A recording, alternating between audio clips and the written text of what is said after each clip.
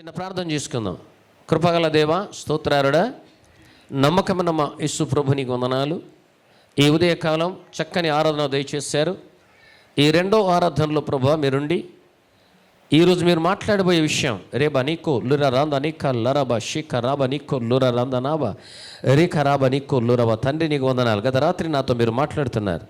మీరు దాన్ని బట్టి వందనము చెల్లిస్తూ స్పష్టంగా మా అందరితో మాట్లాడి మీరు మహిమ పొందమని యేసు నామమున బట్టి వేడుకుంటున్నాం తండ్రి. హల్లెలూయా. ఎవ్వరు కూడా పిల్లలు బయటికి వెళ్ళొద్దు, దేనికి వెళ్ళొద్దు. ఈ వాక్యం అయిందాక అందరూ ప్రతి వారు ఈ ప్రాముఖ్యమైన వాక్యాన్ని జాగ్రత్తగా ఇవన్నీ మీరు చూసుకోండి. నేను దేవుని దగ్గర నేను చెప్పడానికి ప్రాముఖ్యమైన విషయం ఏంటంటే, ఇప్పటి నుంచి మీరు బైబిల్ పట్టుకోవడం నేర్పితే పెద్ద ఆయనగా పట్టుకుంటారు. ఇప్పుడు మీరు నేర్పకపోతే బైబిల్ పట్టుకోరు. తప్పు ఎవరిది? మీ తల్లిదండ్రులు. నేను చాలా రోజులు చూస్తున్నా. ఖచ్చితంగా ఉండాలి. యేసుక్రీస్తు రాకడకు సమీపంలో ఉంది. ఈరోజు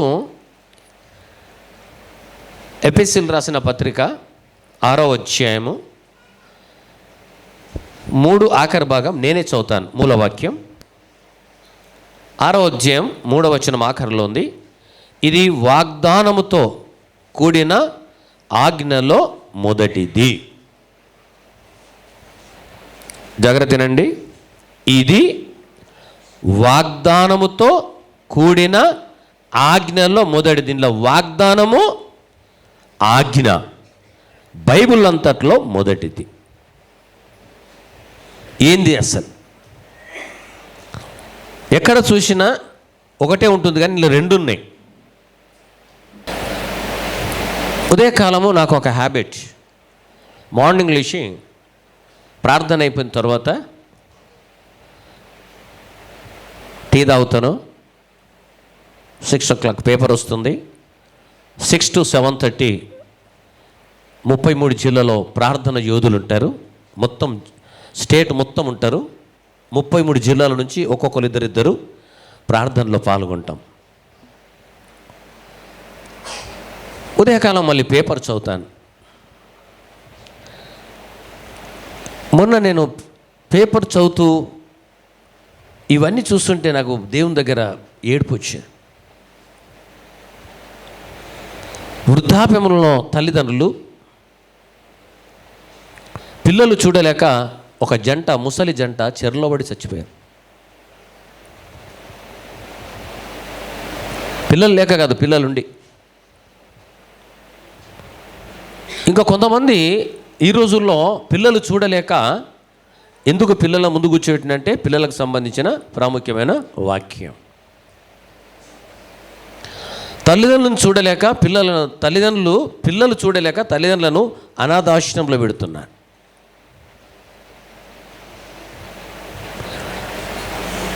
నాకు బాధ కలిగింది. దేవుని దగ్గర ప్రార్థించినప్పుడు ఈ లేఖన భాగాన్ని పిల్లలకు బోధించమన్నాడు. విత్తనం వేసినప్పుడు అది ఎదిగి పెద్దదవుతుంది. పిల్లలు మీరందరూ వింటున్నారు కదా? Praise the God. హల్లెలూయా. వినండి. ఒక ఊరిలో ఒక అమ్మ, ఒక అయ్య వ్యవసాయం చేసుకునేవారు. పొలం లేదు, చిన్న గుడిసె.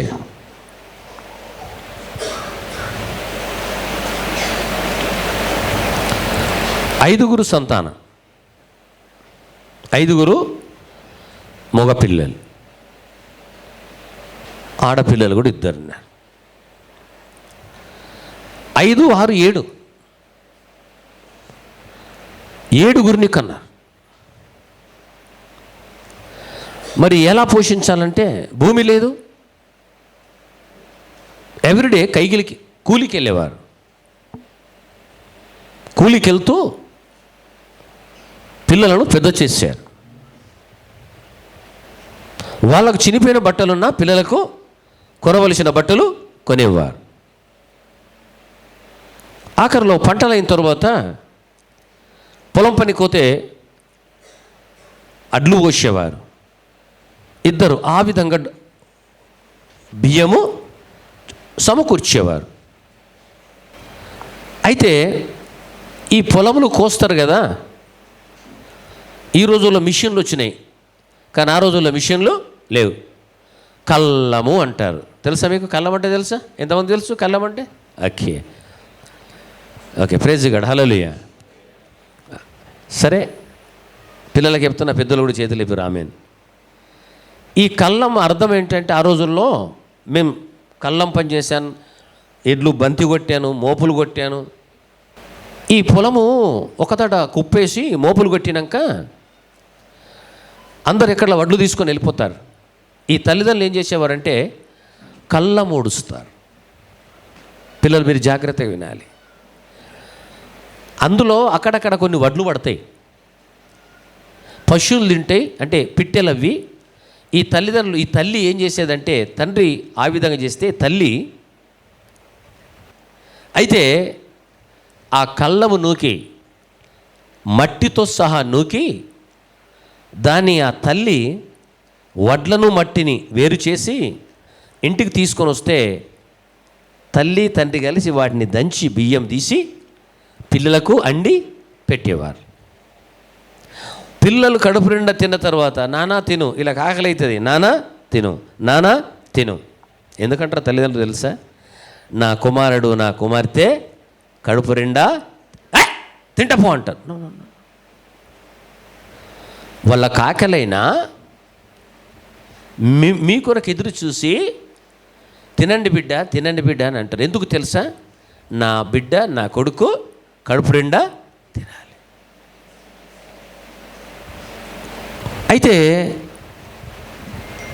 మొత్తానికి ఆ విధంగా పోషింపబడిన తర్వాత చూడండి తల్లిదండ్రులు ఎలా పోషిస్తారు.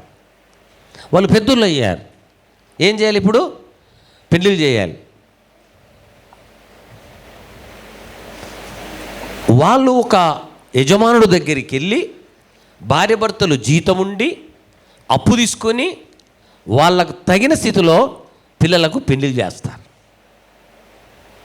నేను 7 నీకు అన్నాను, కానీ వాళ్ళ పెళ్ళిళ్ళు చేయాలి కదా, రైట్? జీవితాంతము మీకు చేసిన అప్పును ఆ తల్లిదండ్రులు తీరుస్తారు. వాళ్ళు చేసి జ్వరం వచ్చిన ఏ పరిస్థితి ఉన్నా చేసి వాళ్ళ ఎముకలన్నీ క్షీణించిపోతాయి, అప్పు కట్టి.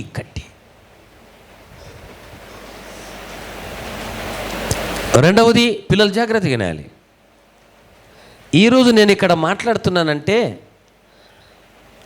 మా తండ్రి తల్లి వలన నేను జన్మించాను. ఎంత బాధలో ఉండి, ఒకరోజు ఒక అమ్మ గర్భవతి ఉంది, డెలివరీ టైం. డాక్టర్ గారు చెప్తున్నారట, పిల్ల తల్లికి డేంజర్ ఉంది, ఎవరన్నా ఒక్కళ్ళు బ్రతకొచ్చు, చాయిస్ మీరు తీసుకోండి అన్నప్పుడు ఈ తల్లి అంటుందట, వింటున్నారా? డాక్టర్ గారు, నేను అన్నీ చూశాను, నాకు చాలు, నా బిడ్డను బ్రతికియ. That is mother daddy love. Praise God. నేనన్నీ చూశాను,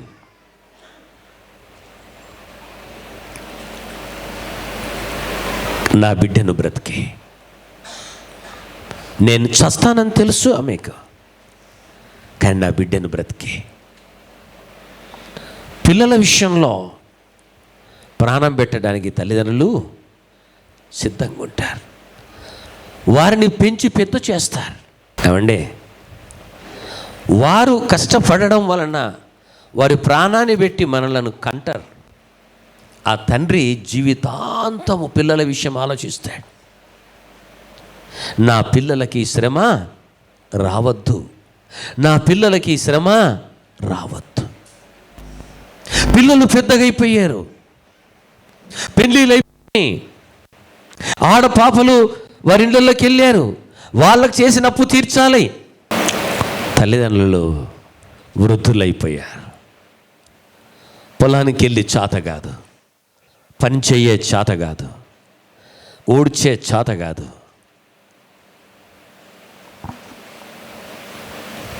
ఇంత పెడితే తినే వృద్ధాప్యం. పిల్లలు జాగ్రత్తగా వినండి. ఈ రోజుల్లో రోళ్ళ మీద వదిలేస్తున్నారు తల్లిదండ్రులను, అనాథాశ్రయంలో చేరుస్తున్నారు. కొంతమంది చెరులబడి చచ్చిపోతున్నారు. కారణం ఏంటో తెలుసా? తల్లిదండ్రులకు ఇంత అన్నం పెట్టక. పిల్లలు పెద్దగా అయ్యారు, పెళ్ళిళ్ళు అయిపోయాక ఒకరోజు అన్నదమ్ములందరూ కూర్చొని, ఈ భాగము నేను పంచుకుంటా, ఆ భాగము నేను పంచుకుంటా, ఎవరు సొమ్మని పంచుకుంటారు?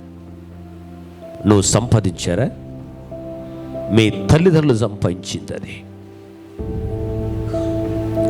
ఈ 5 అన్నదమ్ములు మాట్లాడు, రే పెద్దోడా, నువ్వు మమ్మీని 3 నెలలు చూసుకో, నువ్వు 3 నెలలు, నువ్వు 3 నెలలు, నువ్వు 3 నెలలు. 9 మాసాలు కని పెంచిన తల్లికి అన్నం పెట్టడానికి పంచుకుంటున్నారు ఈ వ్యవస్థ.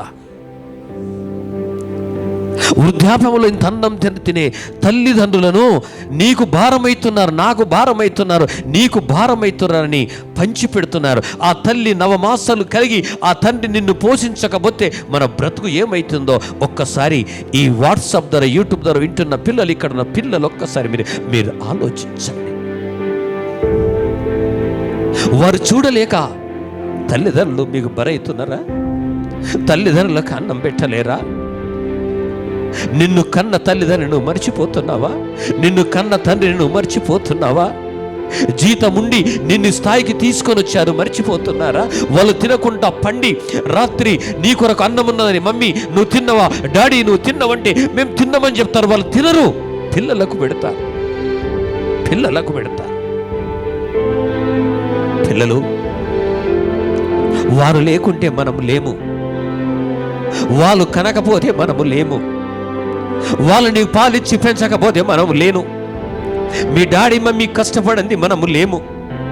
ఈ వేసుకునే బట్టలు, వేసుకునే నగలు, వేసుకునే ఈ స్థితి మనకున్నదంటే మన తల్లి తండ్రి వలన, దేవుడు మనకిచ్చిన గిఫ్ట్స్.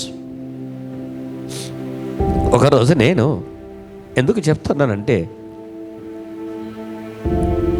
ఒక అంకుల్ ఎన్టీఆర్ బొమ్మ దగ్గర ఎవరైతే ధోతి కట్టుకొని కనబడతారో మా డాడీ నాకు గుర్తుకొస్తాడు.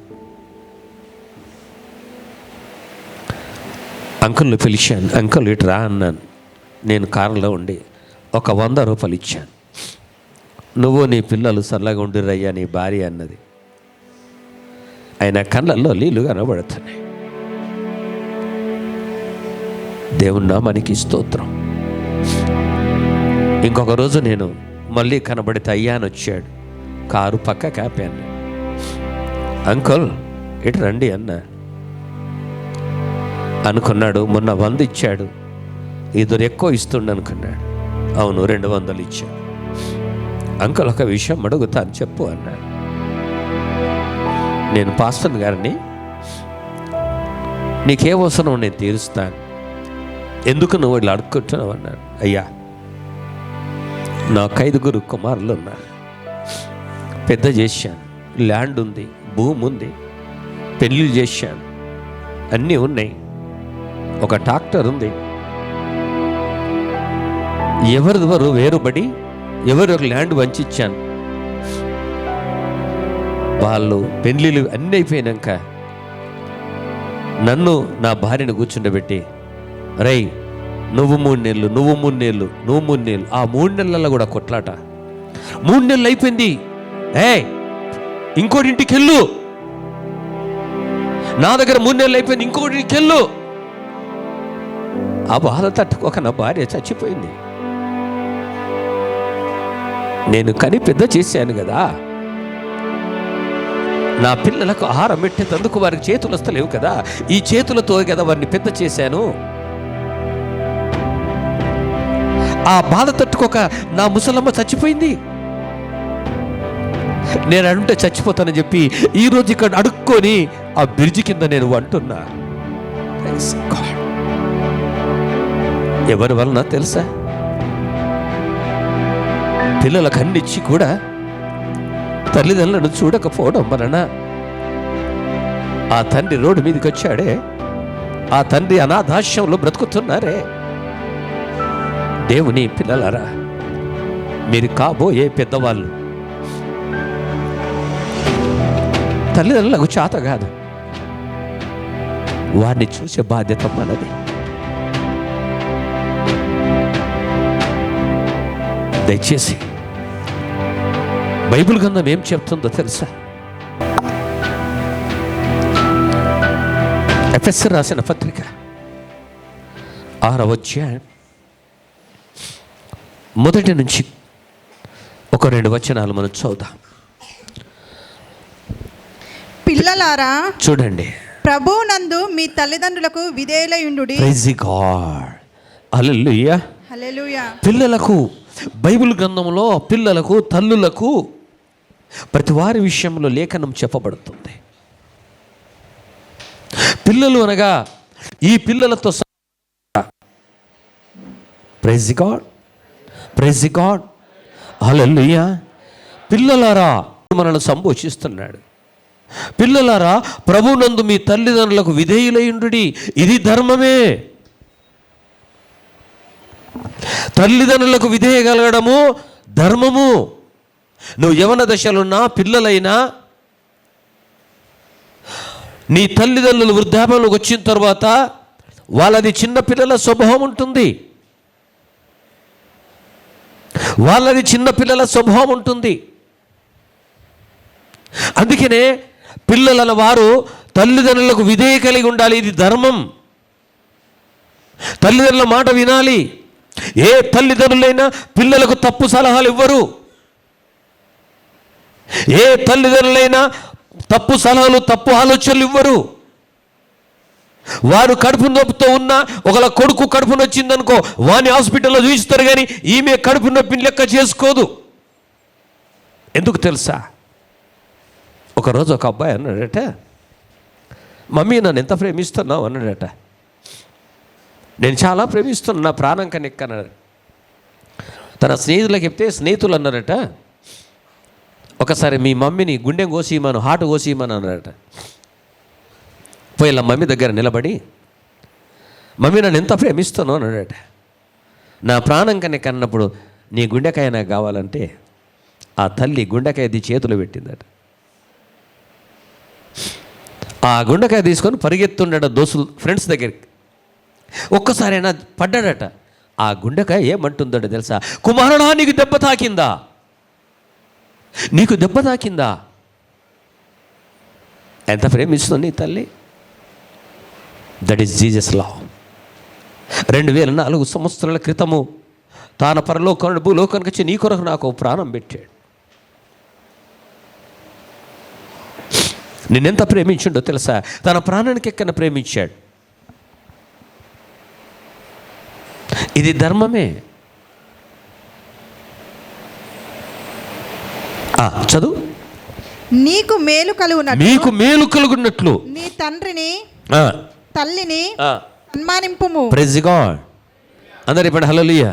హల్లెలూయా. నీ జీవితంలో మేలు కలగాలి, నీ జీవితంలో మంచి కలగాలి, మీరు ప్రయోజకులు కావాలి, మీకు మంచి ఉద్యోగాలు కావాలి.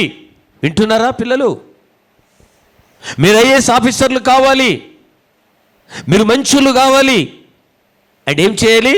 నీ తల్లిని తండ్రిని సన్మానించడం నేర్చుకోండి, వాళ్ళని ప్రేమించడం నేర్చుకోండి, వాళ్ళని బాధ పెట్టకండి, వారి కన్నీళ్లు దేకండి,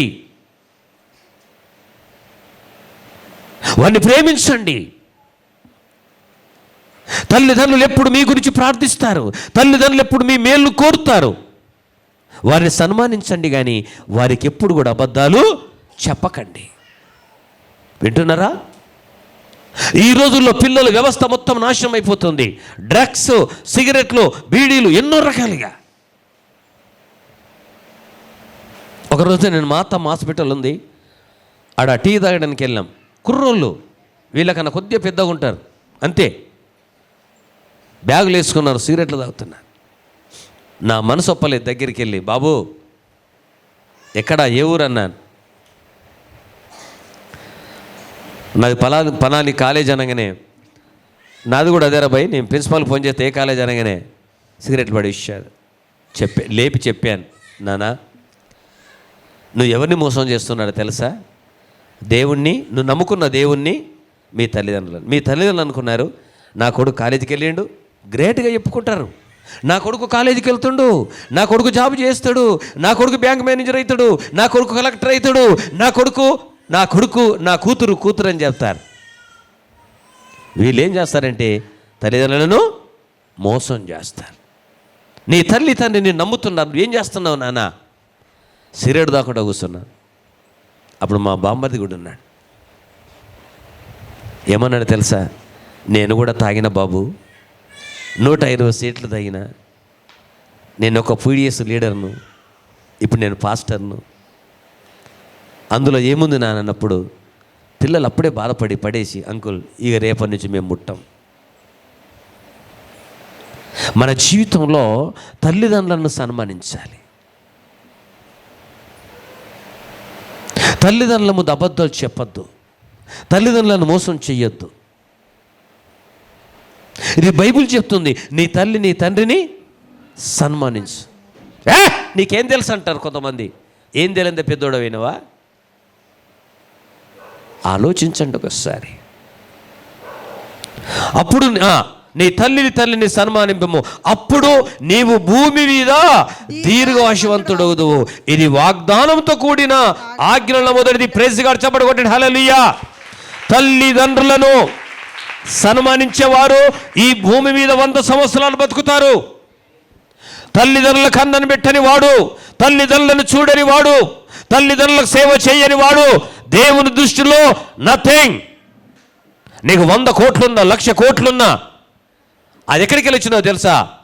నీ తల్లి తండ్రి నిన్ను కంటే. Praise God, praise God. ఈరోజు మనం ఒకసారి ఆత్మవిమర్శ చేసుకుందాం. నువ్వు తల్లిని ఏ విధంగా కోపడుతున్నావు, నీ తండ్రిని ఏ విధంగా కోపడుతున్నావు, నువ్వు ఏ విధంగా ప్రేమిస్తున్నావు? నీ తల్లిదండ్రులను ప్రేమించావు, నువ్వు దేవుని ప్రేమిస్తావా? That is impossible. ప్లీజ్. ఒకప్పుడు నేను కూడా నా తల్లి, నేను పాటలు తిరిగినప్పుడు రాత్రి 12 గంటల బస్సుకు వచ్చి 4 గంటల బస్సు వెళ్ళిపోయేవాడిని. నా గుడ్డితనము, నా భ్రమ. ఒకరోజు మా మమ్మీ ఈ పొలములేసే మందు పెట్టుకున్నది అక్కడ. నీవు ఈరోజు వెళ్ళిపోతే ఈ తాయి నేను చచ్చిపోతున్నది. నేనేమన్నా తెలుసా? చూడండి, యవ్వన కాలంలో పిల్లలు ఈ సాతానుడు భ్రమపరిచి తల్లిదండ్రుల మాట విననీయడు. మీరు చెప్తున్నదే మీకు వేదం ఉంటుంది, అది కరెక్ట్ కాదు, మీరు వెళ్ళే మార్గం కరెక్ట్ కాదు. తల్లిదండ్రులకు దేవుడికి తెలుసు మీరు వెళ్ళే మార్గం. నువ్వు చనిపోతే నాకు చాలామంది తల్లిలో నన్ను వెళ్ళిపోయారు. నేను అదే మా మమ్మీ ప్రభులో నిద్రిస్తే మా డాడీ పిచ్చోళ్ళ ఏడిశా. I don't know. అప్పుడు దేవుని ప్రేమ తెలియదు నాకు. తల్లి పోతే దొరకదు, తండ్రి పోతే దొరకడు. ఇది బైబిల్ చెప్తుంది. తల్లిదండ్రులు మీ మీద ఆశ పెట్టుకుంటారు, దేవుడు కూడా మీ మీద ఆశ పెట్టుకున్నాడు. ఈ సంఘములో వీళ్ళు పనిచేస్తారు, ఈ సంఘములో వీళ్ళు పనిచేస్తారు, ఈ సంఘములో నా సాక్షిగా నిలబడతారని దేవుడు అందుకన్నాడు. ఏమైనా కాలం ముందు నా కాడి మోసిన వాడు ధన్యుడని బైబిల్ చెప్తుంది. పిల్లలారా, అప్పుడు నువ్వు భూమి మీద దీర్ఘాయువంతుడవుతావు అని చెప్తున్నాడు. ఇది వాగ్దానంతో కూడిన ఆజ్ఞలలో మొదటిది.